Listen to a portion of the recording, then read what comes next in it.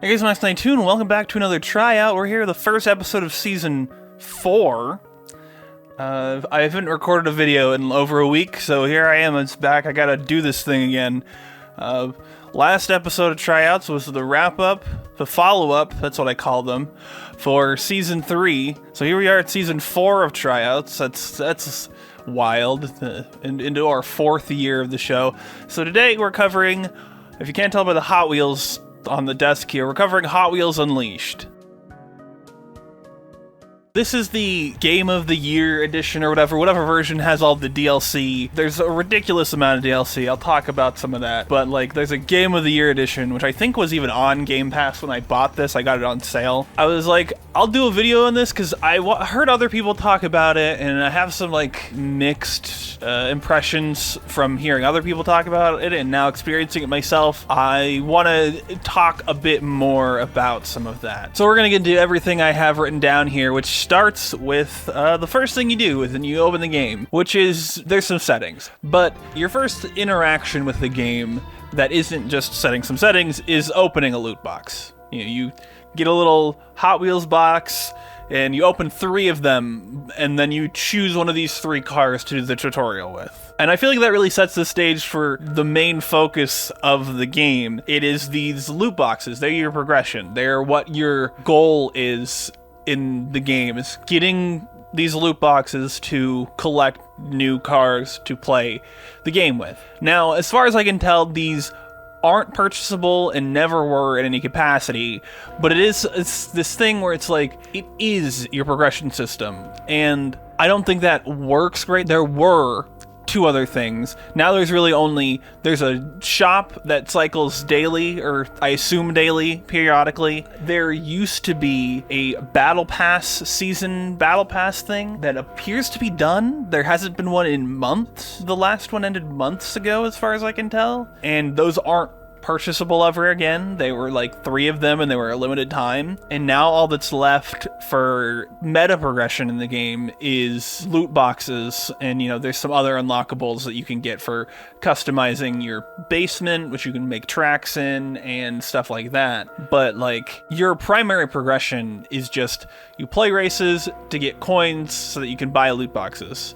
or you play the story mode stuff so that you can reach certain requirements to get coins and loot boxes and stuff like that. The game has a handful of difficulty options. I initially started on hard, but it seems like there's a big gap between hard and medium. For what little I played of hard, it was difficult to even keep up with the other cars in the race, and maybe this can be fixed once you've upgraded cars or whatever. I don't know. It's very confusing to me why I had difficulty even keeping up on hard, but on medium, for the most part, I would stay largely ahead of everyone. I don't know what changes between hard and medium, but I think there might be too large of a gap between the 2 difficulties.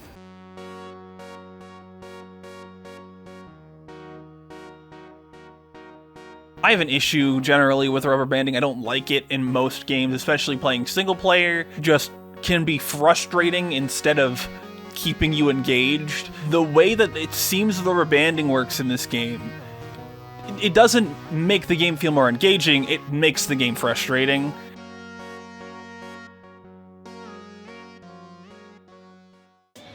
Otherwise, I think the game largely feels pretty good to play. It takes a little bit to get used to how the cars feel because they are toys and they're sort of crafted to feel like toys. So you have to get used to how that works and how the drifting works particularly in this, because it doesn't quite work the same as I'd expect it to in some other games. It takes a little bit to get used to that, maybe a couple of races, but after that, it really feels nice to play. It's really fun to play, especially when you're not having to deal with ridiculousness with the rubber banding.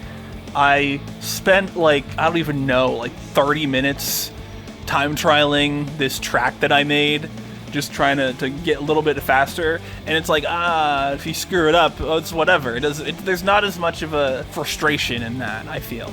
One of the things I noticed in particular while playing was the sound design of racing and how the music interacts with racing and stuff like that. I'm going to play a clip here so you can just listen to it and I won't talk over it, so let's have that happen.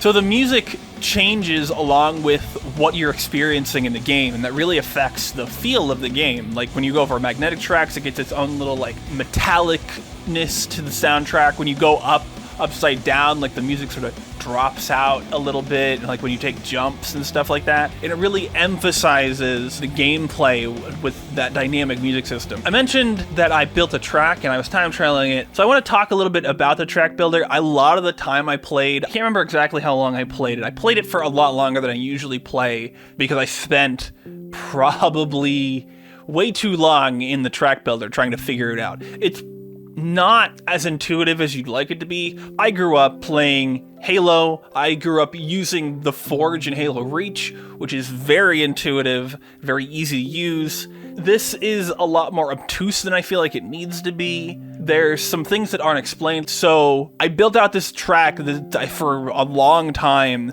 got towards where I was trying to end it, and then I was like, how do I finish it? It got to a point where I was building that I was trying to fix some other spots. I could not auto-connect anything, meaning that if I deleted a section of track, I couldn't reconnect that section of track. And so I made a situation after fixing something or whatever, where I had to just delete a whole bunch of track that I had set down and remake it because it wouldn't let me select anything to edit. I just had to delete all the way back until the spot that broke and then rebuild everything that I had made, which kind of sucked. I didn't rebuild the same exact thing because I couldn't remember what I had built. So it's not a great track builder. It's not like it's terrible, and you can make some really interesting stuff in it if you know what you're doing, but it's like not great in terms of like how intuitive it is to use, especially in a game that feels like it's directed towards like a younger audience to an extent. I don't know if, you know, a kid could easily make something in this track builder, at least like not in the way that you would make crazy things with your real life Hot Wheels tracks as a kid, you know? The worst part, though, about the track builder is that the only way to play tracks that are built by you or by the community is in time attack mode or in online multiplayer. You can't play them in split screen, you can't play them with bots, and I assume that's for performance reasons and for, you know, not having the AI tuned to be able to properly do this user-generated track. That's a thing that you'll run into on that sort of stuff sometimes. There are ways that you could like give players AI nodes to set out so the AI knows how to run the track. Like that's something that players could do themselves and that other games provide the ability to do. It's very limiting that I can't just build a cool little track, slap some bots on it, and run around it myself. I have to do time attack, which is just running laps for the fastest time infinitely. The track builder is sort of a missed opportunity overall, in a sense. Getting into my biggest negative is the game's severe over-monetization. There are 3 DLC passes. 3 separate DLC passes. You can get them all in the Game of the Year edition. The normal price for the Game of the Year edition is like $90. I think I only spent like $30. I got it on sale, but its regular price is still $90, which is a lot for what this game is. And there's just no reason for there to have ever been this much DLC for the game. And then in addition to that, it had battle passes that you also had to buy. They were cheaper than your traditional battle pass, but this was still a game you had to purchase, and it had DLC on top of that. And on top of buying the game and buying the DLC, there were season battle pass things with their own exclusive content that, as far as I can tell, just isn't accessible in the game anymore. You just can't get it at all. And they haven't done another one. There were, I believe, 3, and you can't get them. And it's silly.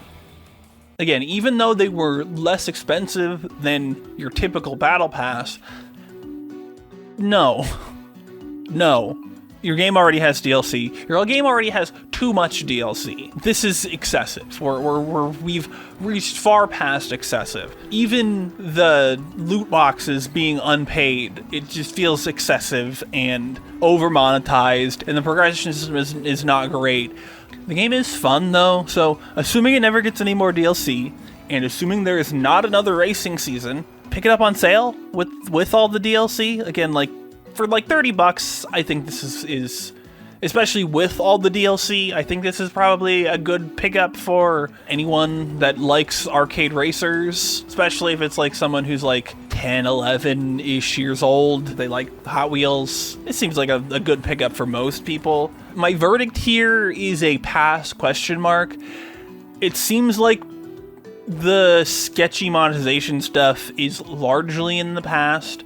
The DLC is all purchasable in the Game of the Year edition. There's nothing missing from that. I checked. So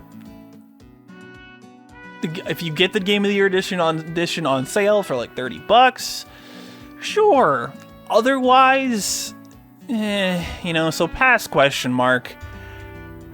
I liked it. It's fun and it's got some issues, but that's really all I think I had to say about it. Yeah, we'll just get... I rambled a bit earlier. We'll just get into the end bits here. If you got a description, you can find a beacons.ai link. It goes to all my places, Patreon, Bandcamp, Redbubble, etc.